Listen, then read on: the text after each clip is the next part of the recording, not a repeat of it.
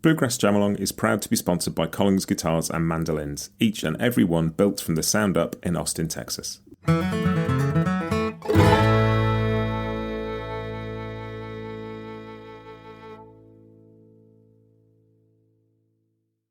Well, that's sort of how I look at this record. It's not your father's bluegrass. It's not a bunch of old farts in suits playing as best they can, the way they think it should go, the way it goes, according to them.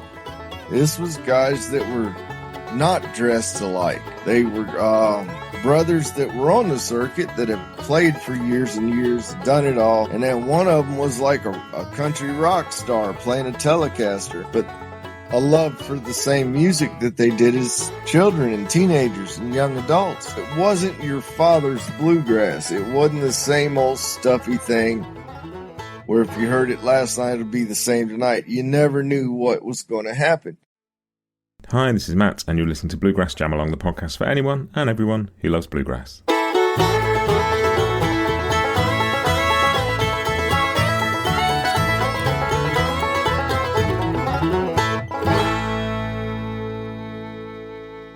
Hey everybody, welcome back to Bluegrass Jamalong. This week I have an interview for you with David Grier. He emailed me and said I would like to come back on the podcast and chat about a record, if that is okay. And I said, of course that is okay. So cool to have people actually want to come back on the podcast and talk about stuff. It's really exciting for me, and I love having these conversations. And David wanted to chat about the record White Brothers sort of / New Kentucky Colonels live in Sweden. And we talked about this a little bit when he came on to talk about Clarence, year before last, I think it was. We chatted about sort of 50th anniversary of Clarence's passing, and David was one of the guests on that. I'll stick a link in the show notes if you didn't hear those, because there's some fascinating stuff in there from David, also from Alan Mundy, various other people. But this interview is about the live record, and it ended up being a bit of an interview of two halves. I think maybe because we talked about the record a bit before and we talked about Clarence. We got through that bit pretty quickly, but it came on to a section of David sort of talking about why Clarence was so cool, but what that means kind of for the wider world of like individuality and creativity, and how he feels that we've lost a little bit of that and that people just play the same licks over songs. And we'll get into all of that. It's a really interesting chat about kind of some much deeper stuff about music making that I found really interesting. I had some technical issues with this. This was recorded over a month ago, and the platform that I used to record the interviews used to use to record the interviews now got stuck, and the audio was stuck processing for over a month, and I couldn't get it. And I've got it now, and I've sort of managed to piece it all back together. I had to do quite a lot of editing on this one. Hopefully you don't notice that too much and it still flows, because it's a really interesting conversation, and I'm glad that I finally managed to get the stuff together to get this out. I want to thank Diane Buska for part of this episode. I got in touch. She was married to Roland White, and she was very heavily involved in reissuing this record on CD. She kind of led that project and got the tapes remastered and put out a bunch more tracks that weren't on the original vinyl. So thanks for that, Diane. And I will stick a link in the show notes where you can go and buy the remastered CD version, because there's a whole load of tracks on that. If you've only heard the vinyl, there's a bunch of stuff on that you won't have heard yet, and it's really cool. But that is it. We are nearing on 500 episodes of this podcast, which is an extraordinary thing. This sort of next few weeks will see us hit 500, and that is so exciting. There's some stuff coming up that I'm really looking forward to sharing with you, including another one of these celebrating a kind of classic album, and I'll tell you about that in a week or two. But yeah, it's just a lot of fun. Usual stuff. If you need any info, go to bluegrassjamalong.com. A list of all the episodes are on there, all nearly 500 of them, along with all the backing tracks that I recorded, all the chord sheets, all that kind of stuff. If you want to support the podcast, there's a link in the show notes. You can also subscribe via Apple Podcast subscriptions, or, as I always say, if you want to help, just share an episode with people. If you think somebody is a big fan of Clarence, somebody's a big fan of David Grier, just send them a link to this episode and let them know that you think they'd enjoy it. That is it. Here comes my chat with David Grier about Clarence White, about Roland White, about the New Kentucky Colonels, but also just about being a musician and kind of what that entails. And I really enjoyed this one. David Grier, welcome back to Bluegrass Jamalong. It's really cool to have you here again. It is good to be here. And these are some of my favourite episodes to do, are these ones where somebody comes on and picks a record to talk about. And you have picked a record. Do you want to tell us what you've chosen? Yeah, I chosen the Kentucky Colonels or the White Brothers. I don't know what it goes by, but Live in Sweden. And why did you go for that one? Why is that the one you want to talk about? It's absolutely killer. Clarence is at the oldest. I mean, Appalachian Swing, what was he, 19 or something? Yeah. So he was pretty young. Still great, amazing, doing things nobody's done, you know. But the Live in Sweden, he's older and more mature, and his ideas are really happening. It's really cool record. And I'm presuming the version you first knew was the vinyl version that came out in 76, which has 14 tracks on it. It's been reissued since with a lot more tracks on, isn't it? Right. But I like the record better, the mix. You can hear the guitars there. The bass is louder on the newer edition. Yeah, and it's one of the interesting things about this is it was never intended to be recorded for release. It's just somebody who was running the desk at the gig decided to record it. And we have this amazing record. Yeah, most of their stuff is live. And we're lucky to have it. It was a live show. And they weren't expecting it to be recorded, so they're freer. There's not the worry, oh, I hope I play it right, or I better not take this chance. They were just playing. That's one of the fascinating things about this record, isn't it? Is you can really hear what he's doing. Yeah.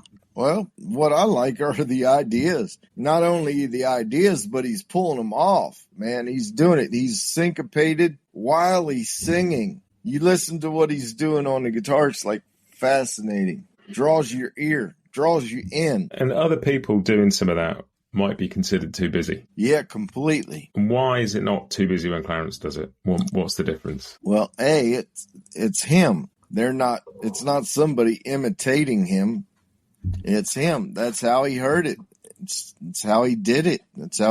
Those were his ideas. So of course it comes off as being great, you know.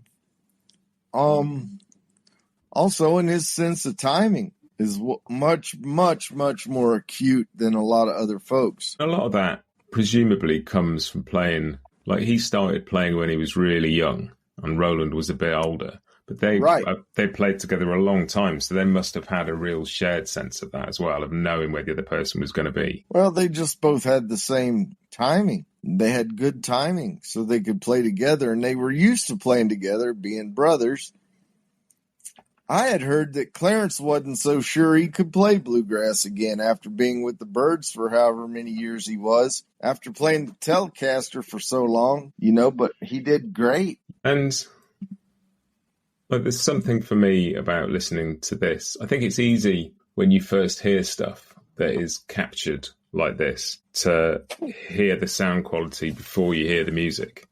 And there's much cleaner versions of stuff. There's much like nicer recorded records. And then you sit with it and listen to it and realize what is going on. And yeah, that's no secret, man. You listen to old blues records and they got cheap guitars, really bad strings that have been on there for God knows how long. And, you know, at first you think, oh gosh, this is horrible. But if the performance is rocking, in 10 seconds, you're not listening to the tone of this or that. You're listening to the performance and thinking, God damn, this is great. Same thing. Do you remember the first time you heard it? Well, whenever it come in the mail, Dad ordered it. We got it and listened to it, and it was killer. You know, I was fascinated. I was learning. I was playing by then, playing pretty good. So it was a new thing to try to achieve, try to figure out some of those licks that were brand new, wholly just his. Is there stuff you hear on that, like you were saying earlier, that it's totally different from hearing that first kind of Appalachian swing record? Like, was there stuff that you heard that was strikingly different to you then? Yeah, everything's different. Listen to his rhythm on Blackberry Blossom. Listen to how everybody else plays Blackberry Blossom. And then listen to Clarence's rhythm. Amazing. His choice of notes, his way of accenting things, his leaving chords out, letting them just go by. Way cool. Blue and Lonesome. I think that's on there. It's been a while since I heard it. Yeah. The rhythm on there is amazing. Good Woman's Love. There's a lot of cool things on there. The rhythm on Sally Gooden, killer. It's just amazing stuff. I like his singing too. He and Roland sang well together. Yeah, and they sound great on this one. And I think one thing that comes through is just how, like, kind of playful all of it is, like Clarence, but it's really important. Like, the same thing is coming from Roland as well. This kind of, like, not holding the material too tightly, like being totally stretching it and playing with it. And it's a really kind of, it makes you smile. And there's no set in stone arrangement. You know, we'll sing a verse and a chorus and somebody will take a solo.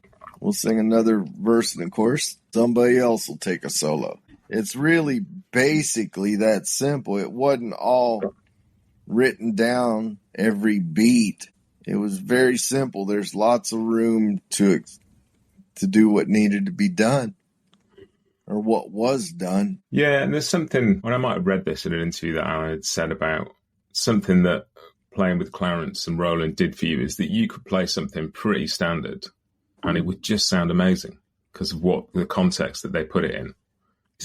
He said he feels like he played some pretty normal stuff at points on that tour, but it's never sounded better because of where it landed. And I think another cool thing about Clarence's playing that I get listening to this is however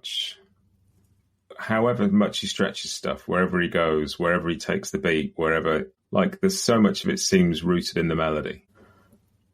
And or hinting at it, yeah. It doesn't seem to often completely abandon it in the way that bluegrass guitar can do. Yeah, well, he's playing the song. A lot of people now are just playing licks over the chords of the song, which is a totally different thing. That way, every song sounds alike when you're just playing licks over the chords. You play 4 songs that are in G, you've heard this guy play them same licks 3 or 4 times or more. And everything starts to sound alike. Clarence is playing the song. Each song's different.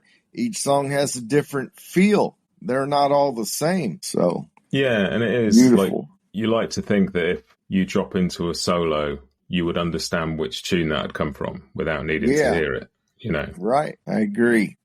Why does it feel different from other people playing these tunes? All right. Well, here's the deal.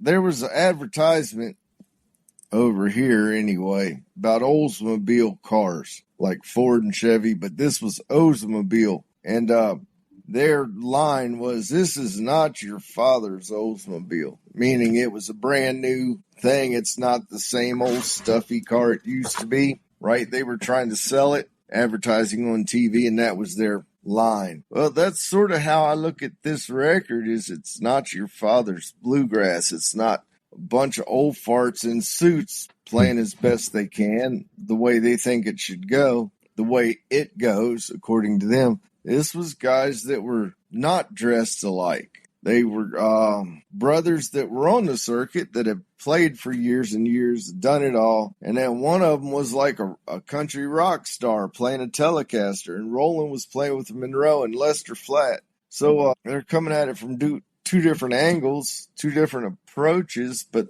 a love for the same music that they did as children and teenagers and young adults. So it wasn't your father's bluegrass. It wasn't the same old stuffy thing where if you heard it last night, it'll be the same tonight. You never knew what was going to happen. Clarence had ways of doing things that were alike. You could hear live recordings where some of those solos are alike, but there's always a spot where it's different. It's like, wow, he did this tonight. That's cool. And you never knew where or what.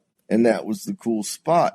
And their harmonies and their vocals were cool. The song selection was cool. Everything about it was just kept you on the edge of your seat if you were listening, if you were aware of anything about it. It was exciting and new in a way, and yet old. Old because you knew the songs, they're all fairly standards, most of them, and yet they're being done in this new way that still fits in the small box of bluegrass. Bluegrass is a small box. Yeah. And a lot of people can do some stuff that's outside that box, and everybody will think, well, that's not bluegrass. And that's cool. Everybody has a different idea what bluegrass is. But the way they approached it was really cool. Amazing. I mean, it influenced Tony Rice, who went on to become legendary, mythical almost. And everybody that hears it takes something different away from it. It's quality music. Yeah, it's not just a bunch of kids or brothers playing because they used to do that as kids. Well, on one hand it is, but on the other hand, these are like professional musicians killing it, just wearing it out in the best way possible. Not like kids do now. It's all ego, flashy, fast as they can, a bunch of bullshit licks. This is people playing the tune in such remarkable ways. It's unbelievable. Do you think we've lost a bit of that? Because it definitely sounds like from what you were saying that people get carried away with the technical side of it and forget to put themselves into the music. Yeah, hell yeah, because it's easier. Yeah. Much easier. Oh, and then you play some flashy lick and the crowd goes wild, so you think, oh, that's good, they like that. And some of them do. But the quality of music is less. Just listen to something out there nowadays. Most, I don't know. I'm old as shit too, so get off my lawn. That's sort of, I'm kind of getting old. But it seems that way. I mean, it's part of growing. It's part of learning. Do that. But by God, once you learn it, use what you've learned to make the music you hear better. Why are you still doing the same stuff kids did as teenagers, playing real flashy licks? I understand it's part of it, and that's cool. And there's a spot for it, but not in every song, every note. I don't know. And Clarence was economical, where he would leave space, and his feel, his sense of timing is so elastic, where people now are insistent on playing the beat. Yeah. Like, the beat's there already. It don't need you to hammer it home. What are you trying to prove? That you could play in time? That's just, I don't know, mechanical. I don't know. That's me. Flat and Scruggs didn't have mechanical sound. Bill Monroe didn't. Jimmy Martin didn't. None of them guys did. But it's become that for some reason or another. And what the Colonels did was magical. So, yeah, you're not going to get that with a metronome in a studio or in your bedroom playing as many flashy licks as you can. That's why it still stands out. It's the standard. And there's a lot of people that ain't even heard it. They don't have any idea what Clarence does, which is fine. Everybody's got their own, I can't find the word, people they admire, influences and all, but I don't know. Can't explain it. It's a time gone. There'll never be another one. But luckily, there's that CD to listen to. Every time I hear it, I hear something new. And I know the CD hadn't changed. The record hadn't changed. It's the same record as always was. I've heard a million times. But I'll put it on, and it's like, I'd never heard that. And I just have to think that I just wasn't ready to hear it. I wasn't able to hear it. Heard what I wanted to hear, what I thought was being played. It's fascinating. And they all played well. Alan Mundy, Roland White, they both were killing it. And Clarence, too. Clarence especially, because it was so unlike anything else. Alan Mundy's banjo playing's unlike everyone else's. Roland's mandolin playing, for sure, is unlike everybody else. But they have some of the same, they go back. It's tradition. They're built on tradition, and a lot of people now don't have any understanding of tradition. Or their tradition goes all the way back to the 80s. Yeah. That's when something started. So, I don't know. Well, that's one of the joys of being able to have these kind of conversations, is to try and surface things and get people talking about things and celebrate stuff that needs celebrating. And for me, part of it is just my process of going back and learning this stuff, because you listen to bluegrass stuff and I talk to people about it on the podcast, and you realise exactly what you just said about them just doing their thing and not trying to be anything else. And you listen back to Bill Monroe or Earl Scruggs or whoever, and at the time they were doing something that wasn't the normal thing. They were taking old time music and putting a rocket up it, and they weren't just following the tradition. They were trying to take it somewhere new. Well, yeah, people think Bill Monroe's traditional, and when he first hit, he was anything but. He was brand new. He was like punk rock, and people were just crazy for it. Playing fast tempos. Country music was slow and low keys so everybody could sing it. Ernest Tubb sang real low. A lot of them guys sang really low and slow. medium tempos at best. And then Bill Monroe comes along. He's got that 3-finger banjo, his mandolin chop, high vocals, high harmonies, fast tempos on some things, and command of their instrument, not just barely getting by, but blazing a trail. It wasn't traditional at all, but it's become traditional. But when it first started, it was anything but. Yeah, and it's easy not to notice that. It's easy to think of, I think that happens a lot in all sorts of music, is people look at the past and go, oh yeah, that's just old stuff. And forget that was the new stuff, and that was the stuff that was kicking the doors down and taking stuff new places. It's easy just to look back and go, oh, that's old stuff. Yeah. And you forget what it must have been like in the 40s to be recording that stuff, getting in front of the microphones and getting out on the Opry stage and getting all the encores. And yeah, it must have been pretty damn cool. Just roll into town and kill it. Know that everybody's talking about you the next day.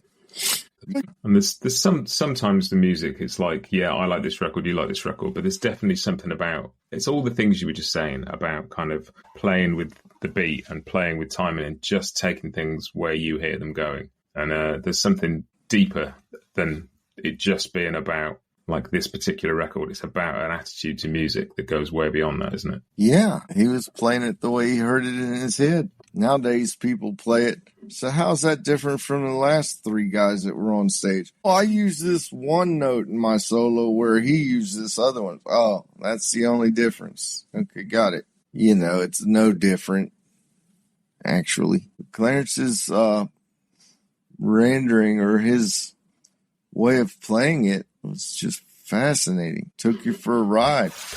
You're going places you would never imagine on your own. So he was taking you there with him. It was amazing. And he's presumably bringing in influences like from way outside, as well as he's not just listening to bluegrass. He's bringing things like Tony did and like Earl, listen to Earl Scruggs. You can hear swing lines and everything that he does. So you can hear that it's not just built on a bluegrass or old time tradition. And presumably Clarence was bringing stuff in from outside as well, and Roland. Of course, Django and Joe Mavis and whoever else, James Burton. And plus, after playing the Telecaster, he's bringing those sensibilities, those phrasings, those ideas into his playing on the Live in Sweden record. He had been playing electric guitar, so it makes you think differently.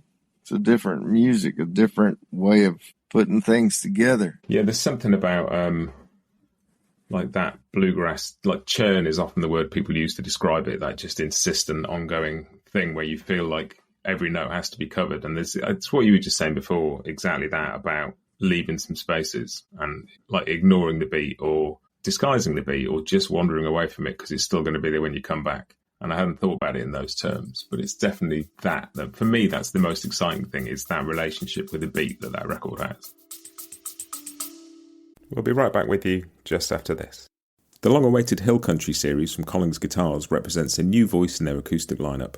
Rooted deep in the bluegrass world, these new Dreadnought NOM models feature a strong fundamental tone with a dry, warm and woody character that's sure to catch the attention of players who hold the vintage instruments of the 30s in their highest regard. Watch world-class pickers Jake Workman, Kenny Smith and Bob Minner perform with new Hill Country instruments on the Collings Guitars YouTube channel, and learn more at collingsguitars.com.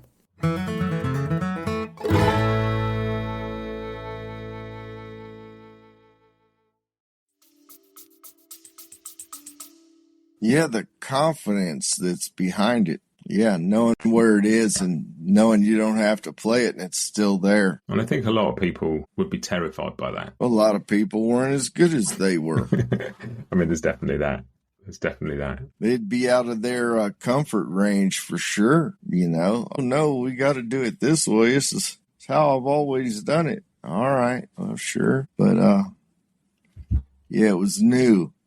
It was, you knew the songs, which is great because then you could tell what they were doing with them. You could tell, oh, this is new. I'd never heard this song done like this before in my life. So there was that. That's one of the coolest things about music, that is like jazz has this and bluegrass has this, and like when there's a selected bunch of tunes that everybody knows, it makes it easy to see when somebody's changed something. Whereas if they're just playing a bunch of tunes that you don't know, you don't really know how creative they are or not. You just know what you hear. And Yeah, that's really cool. That idea that knowing the tune lets you hear like what creativity is going on. Mm-hmm. And why do you think, like, people talk about all the time, people use this phrase, the kind of Mount Rushmore of flat pick and guitar, and they talk about Tony, and they talk about Doc, and they talk about Norman, and they talk about Clarence. But like you said before, you feel like not a lot of people haven't heard Clarence and don't understand the contribution he's made. And why do you think that is compared to the other guys? Is it just the amount of... Because there's live records. There's not a whole lot of push. Plus that come out in what, 73, 74? So shit, it's 50 years old or better, almost. Yeah, it's removed. There's people as born that never even saw him, never heard him, never saw Bill Monroe. Yeah. They know the name. They might have known a couple songs he's written, but they probably hadn't even heard his way of doing it. So they just know, oh, yeah, he wrote Blue Moon in Kentucky. That's cool. We should do that. And then they'll do it some way that only they could do, only they would want to do. So, I don't know. People are getting removed from it, and that's life. That's how things go. But he didn't have the internet. There's not a lot of, while he was alive, there was no internet, as far as most people knew. So, there was underground fan base of his, rabid listeners that just love it.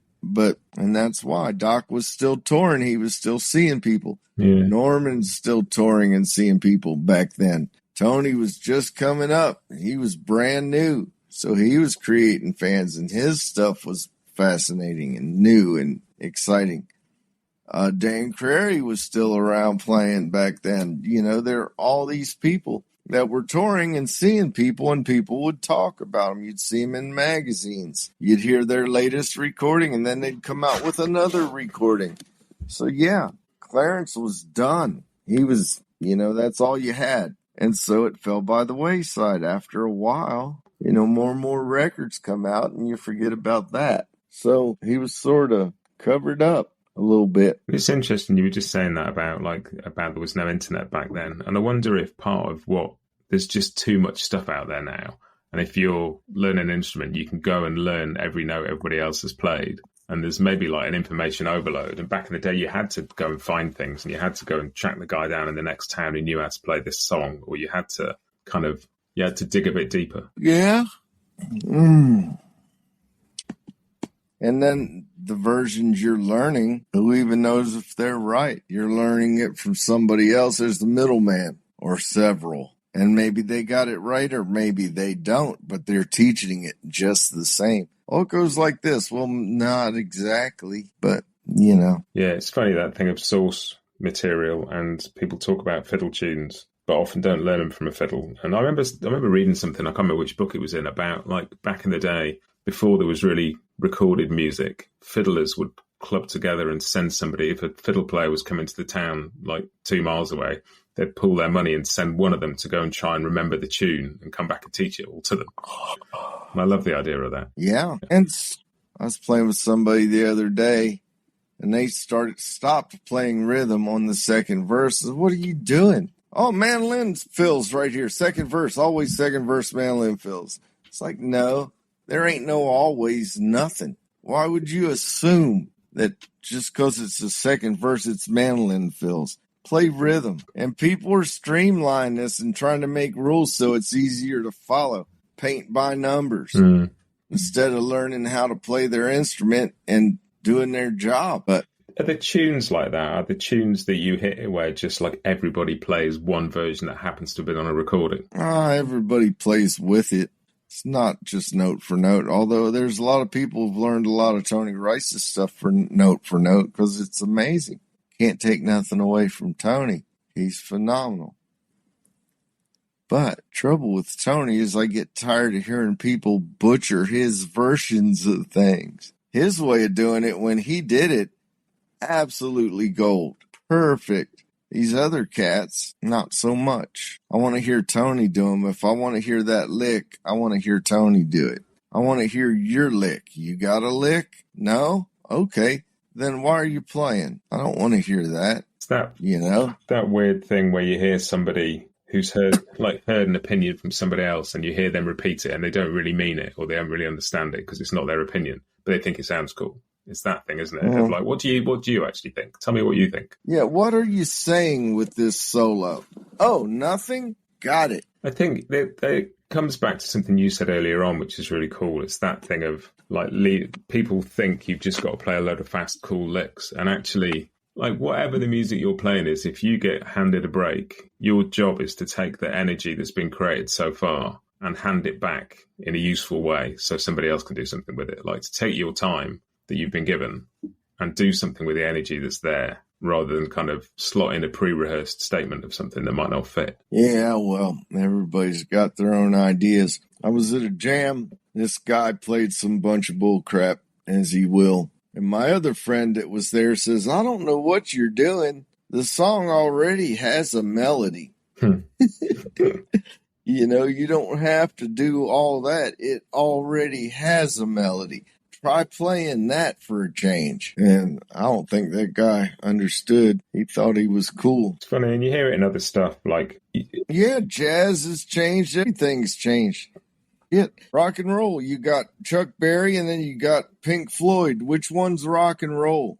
Yeah. I guess they both are, but it all depends who you ask. And bluegrass music's getting the same way. There's this style, there's that style. This is a little further removed. This is closer to home base. There's something there for everybody nowadays, which is fine. And I think that's it. Like bluegrass has become this, it's almost like there's the original building that has been extended so many times. There's more extension than original building. But the original building is still there and it's still really cool. Yeah, well, all them people's getting old and passing away. Peter Rowan's still around. Peter's out there doing it and writing cool songs too. And Del McCurry's still around. He's doing well. There's fewer and fewer, which is natural. But and is there anybody like around in the younger generations who you think's got their own thing that is a cool thing that in 50 years' time we'll still be talking about because it's... Well, they all got, well, they don't all, but there's a lot of good players. Billy Strings, Molly Tuttle, Sierra Hull is amazing. Jason Carter's killer. You know, so there's people out there. And then there's people that only want to do it the traditional way. And that's great. They should be able to do that. And they do. And they do it well. And then there's some people that want to take it further, and that's fine too. But it all depends what you like, you know. You don't have to listen to it. So yeah, we have so much music now. There's always somewhere else to go. If you don't like what you hear, we're not short of music. I think that maybe that's part of the issue. There's so much stuff comes out now that it's kind of finding things can be difficult. I think that's one of the reasons when you find a record like this, or like for me, I don't know, Church Street Blues or whatever, you do keep going back to it because you know it's going to be rewarding. And like you said, you know you're going to find something new in it each time because you can't hear it. And like you said, you weren't sure if you're ready to hear some of it, but you just, when something's got that much kind of inventiveness and soul and depth to it, like there's always going to be something you've missed. Yeah, it's like artistry. Do you want to look at somebody that's copied a Van Gogh that maybe ain't even an artist very well? They just know, well, put this paint on this brush and swirl it around, you know? Or do you want to look at the real thing? It's up to you. Some people are fine with somebody who's copying somebody. Oh, didn't he do a good job? Well, yeah, he did an adequate job of copying somebody, you know? But there's no artistry except in the copying, which I'm not interested in. I want to see the artist. I want to see what they're going to do this time. How are they feeling? How's that going to come out in the song? What's going to happen tonight? Who knows? But it's going to be cool because these guys are the real deal, not an imitation copycat. And that's what I like. And there's kids coming along now, kids, shit, in their 20s, maybe 30s, that are great. Corey Walker's amazing. Casey Campbell's a great mandolin player. Dominic Leslie's a great mandolin player. There's people out there that are doing it and are still taking chances that know tradition and are willing to step further out, depending, you know, various ones. And I find that fascinating. if they know and they built on what they know, that's cool. They got their own ideas, and the way they approach stuff is beautiful and enlightening and just so cool. And then there's people that don't have that level of artistry at all. And, I'm not at all interested in that. I'm happy for them, glad they like to play music, but as a listener, it doesn't do anything for me. Yeah, when you, like, any form of art really is about communicating something about what it's like to be you as a human being to other human beings. Yeah, it's your point of view being laid out there, whether it's on a canvas or it's on vinyl, it's in a record or it's a painting or something. Show me how you see this. What's your perspective? That's what's so cool about Van Gogh is perspective. You look at that, some of those paintings, and it's just wild. So, Thanks for doing this again. Yeah, man.